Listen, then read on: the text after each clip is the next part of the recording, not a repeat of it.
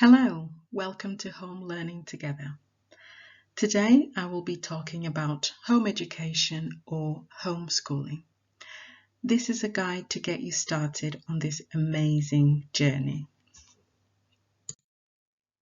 So, in this guide, we will be discussing parent and child agreement, organizing resources, networking, informing school and other agencies, and reporting.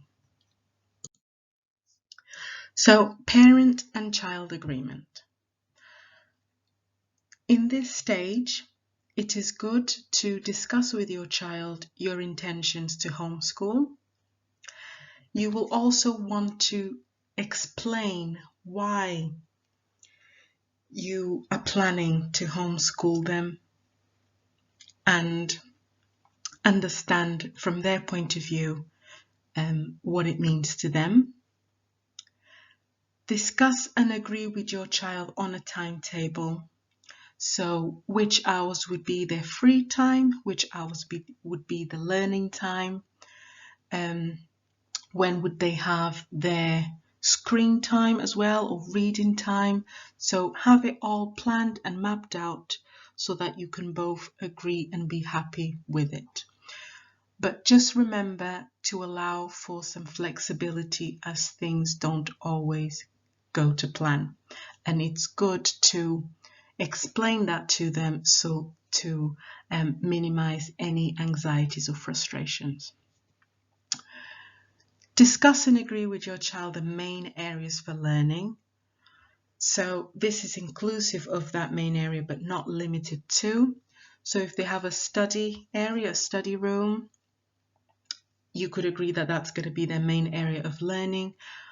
But if you are going for a different types of learning that don't always involve the sitting down sessions, then you might want to discuss there will be some outdoor learning, there will be some video learning or online learning involved, just so that they know and they're aware. The best way to go about it is to discuss and agree with your child the best learning and teaching channels to be used. So are they going to need, or are they going to be using a laptop or a mobile device? Is it going to be mainly worksheets or workbooks? And for the outside provision, so just sort of discussing with them how you plan to make this happen and accessible to them. This depends on how you're going to organize things and who you have around to support you and who the child is comfortable with. So for example, you could have someone in your family, if you were to discuss about careers, for example, if you have someone in the family that could discuss with them how they've managed to plan their career and how they got to where they did, you could have a phone call to do that with the person, with the family member. Or it could be a teacher that is willing to have that conversation with them. So anyone that you feel, or it could be a neighbor, it could be a friend, anyone that could provide extra support. If you have, for example, a neighbor that's really good with music or playing an instrument, you could say, okay, let's incorporate that. And bearing in mind the new lockdown restrictions, this could be done via a video session. Organizing resources. So this I've actually done for my child, and so Find out what your child's favorite subjects are and what their least favorite subjects are. Have an idea of what subjects you want to focus on primarily, but also be flexible to allow any extra learning opportunities that may have not been planned in your timetable. It could be current affairs, something that's currently on the news that you might want to add on to what's being learned. Stock up on home resources. So I've put the most basic ones, but this could be as extensive as you would want. At home learning together, I do like to use items from home. There's a spelling activity that I've made using laundry baskets, for example. So use what you have at home, basically, because it can get quite expensive once you start buying the different workbooks and doing a lot of printing, worksheets and things like that. So try and use what you already have. Discuss why and how each subject is relevant to them. So it's good to get their engagement, their true engagement, for them to actually feel that they are getting something out of this, that is something that they can or may use in the future.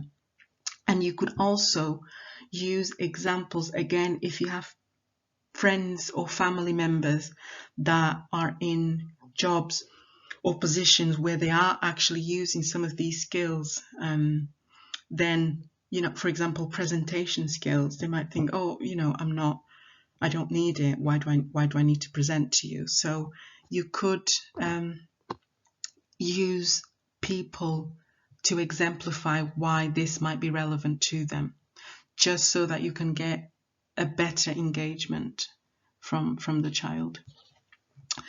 Arrange for each subject to be taught in their most productive times. So if you know your child's favorite subject, you might want to put them when they might be less engaged or a little bit more tired.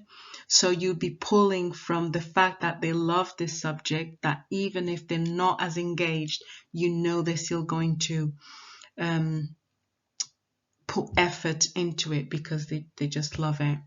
And the ones that they least enjoy, you might want to put those where they are most alert and have most energy. So I wouldn't say to timetable them in the morning or afternoon. Again, it depends on when your child is most active or less active. How? So you could email the school, or if you have their teacher's personal professional email, you could email each teacher and request for what it's called the scheme of work. So the scheme of work is a detailed week by week working document where teachers have planned, hopefully for the whole year, for their lessons. So that you don't come into homeschooling unprepared, you could use this as a basis to inform what you plan and want to do with them. The beauty of having this is that you've already got the groundwork done for you, and you can then pick and choose, again discussing with your child, pick and choose or adapt some of those sessions so that it's relevant to your child, and it's accessible as well to your child. So also don't forget to request these from any specialist teachers. Depending on the age group, you could also request for spelling sheets. I think this is more for primary. Requests for school-sponsored websites. So these are websites that have been bought in by the school. You could try and ask and see if they would still allow access to these. If they're being homeschooled, it's a good idea to just ask. You never know. So I've just put a few there that I am aware of and that I know that my children actually use. The school can also provide you with a list of educational websites. And again, I've put a few of those there that I've used, I am using. So it's just a good thing to have so that you can not just use the worksheets, and you can have different variety of how you're going to carry out your lessons. If you have a child that is under special educational needs, again, from my own personal experience, one of my twins is diagnosed with ADHD. He currently has a My Plan. They don't call it a sensory profile, but I do know that he does have a lot of sensory interventions as a strategy to manage some of his beautiful energy. So you could ask for that if they have it as a sensory profile, or what's currently working and what's not. And you could ask for the latest EHCP as well. And all of that is just to help you, to give you a basis of some of the behaviors that they've displayed in school or in specific lessons, or when challenged in different ways, how they've reacted. And that might help you to be sort of more prepared, more ready in case it does happen. And it also tells you about some of the needs and strategies that have already been put in place that are working, and so that you can provide your child with some sort of continued consistency and carry on with their routine. So it's not a big shock or a big transition going from school to home schooling. So here you can get as many people as you want involved. Primarily will be the school and the teachers, friends and family. Again, how you'd get resources from them. You might have friends or family that are teachers that might have logins for Twinkle. So they might have different access that you might be able to tap into, or they might know other people that might help. Networking. In this section, I thought it was really important to be able to build a secure and friendly support network. So this will show your ability to be open to different ideas, so that your child can get the best education that they can at home. And also, once you have that network built around you, you will feel that you are not alone, that there is a lot of parents, carers going through the same situation, and you can actually build some really meaningful friendships that will keep you motivated and positive, and to actually focus on what you've achieved so far rather than dwelling on what still needs to be done. If you look at it, no matter how much you've achieved, there is always more to be done. So it's good to have the people around you that remind you of that. And when you're feeling low, you're feeling that you can't do it, it's good to have that voice, that someone that tells you you are already doing it, step by step, each day at a time. When this can happen at any time, it's, everyone has now a mobile device, so it's as easy as sending an email, picking up the phone and making a phone call, or checking your social media. Right, so I've put a few social media platforms there. There is more that you could explore, but I've just put the few ones that I currently use. So Facebook, you could search for educational pages, get yourself signed on to them. And again, if your child is under special educational needs, you might look for pages that support or have some guidance around that. Instagram, you've got, again, different pages there that are quite good. So I've just named a few on there. Big Life Journal is great for self-esteem and confidence. And yeah, YouTube, a lot you can find on YouTube. So you can search, subscribe, and create your own playlist with different channels that you want to follow. There's mine, Home Learning Together, and I'm also on Instagram, Mrs. A Tutoring, if you want to check those out. So my YouTube page is a lot on home learning together with, I'm a mum of 4. My eldest is in year 7. The twins are in year 3, and I've got a 2-year-old. So I trying to manage all of those dynamics, it's quite interesting. And like I mentioned before, because one of my sons has ADHD, which is awesome, I always trying to incorporate movement into his learning, and I think that's a big part of what I'm trying to push forward, is that movement being incorporated into a child's learning environment.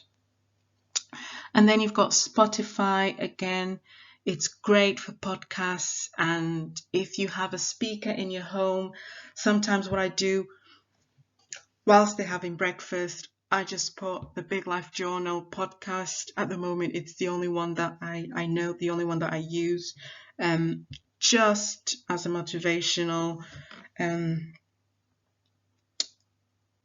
platform for them. But sometimes I also use YouTube for motivational speeches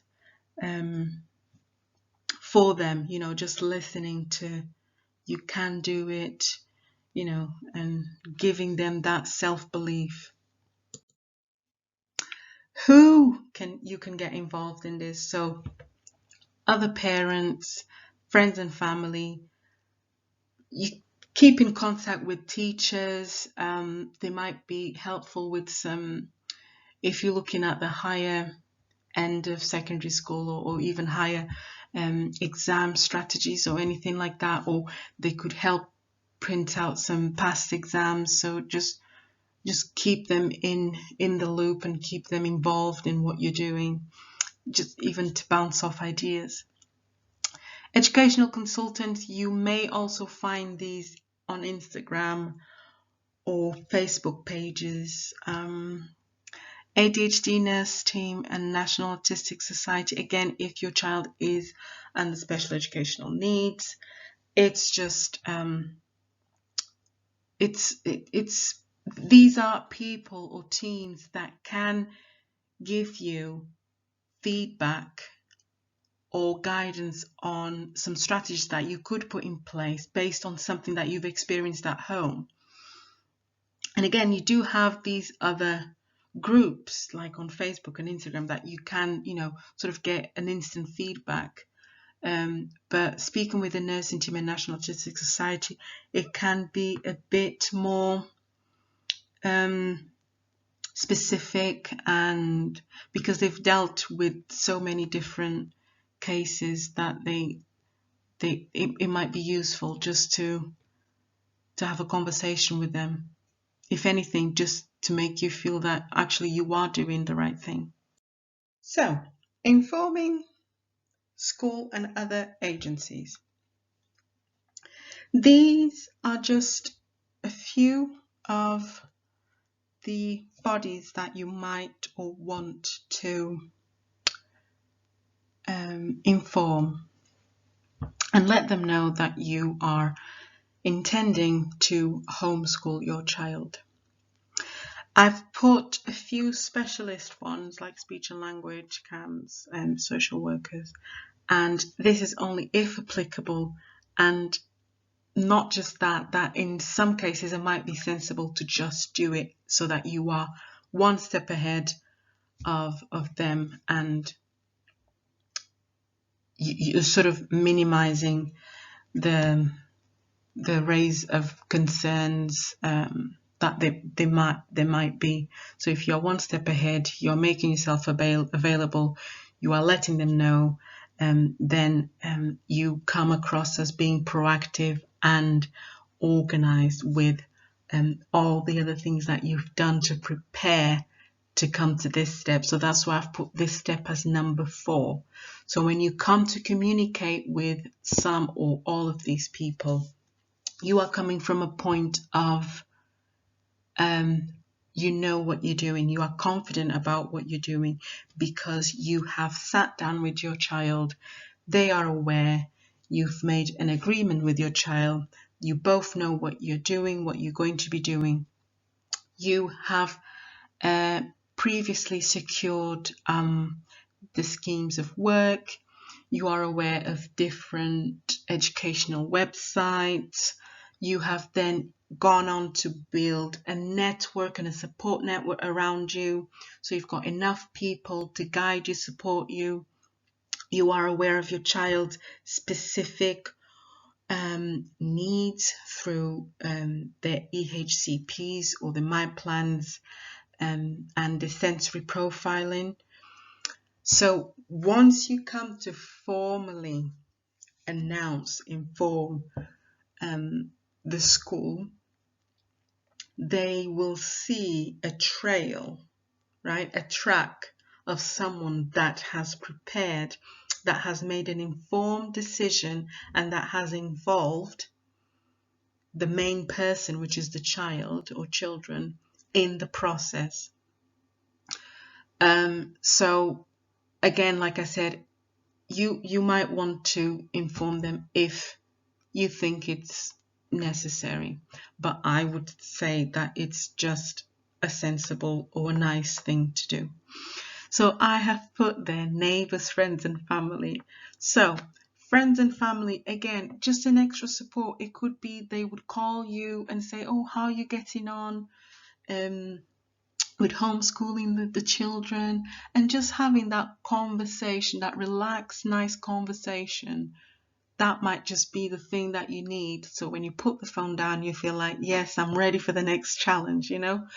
And neighbors. So basically, if you're going to be homeschooling, your children are going to be home a lot more. Well, most of the time when they're not doing, you know, their outdoor activities, going on walks or bicycle rides or something like that.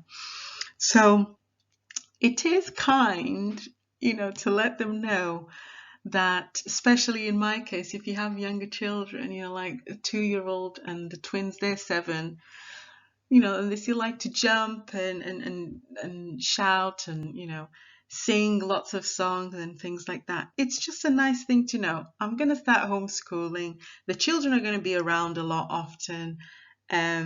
Just letting you know. And yeah, children are the life of a home, the life of a community. So there you go. Okay, so I pulled this off from the UK government website, and the date was from the 2019 guidelines. So this is the latest that I could find. Okay, so I won't read it. I'm sure that you'd be able to sort of pause it and read through it, but it just talks about some of your responsibilities as a parent, as a carer, when it comes to who you need to inform, if it's necessary, if it's a must or not. There's a few paragraphs on this, so I'll just move through them slowly. But again, you might be able to pause it. So in general, it does talk about a few of them that it's not really a legality to inform some of the bodies. But like I said, it is a nice thing to do, just to keep peace, just to keep everyone happy. We don't have to. They are our children. We raise them every day, but as a courtesy, why not? I think it's only if your child is in a special school that you must. I think it's point 4.3. So just on the last slide, I've just skipped through it.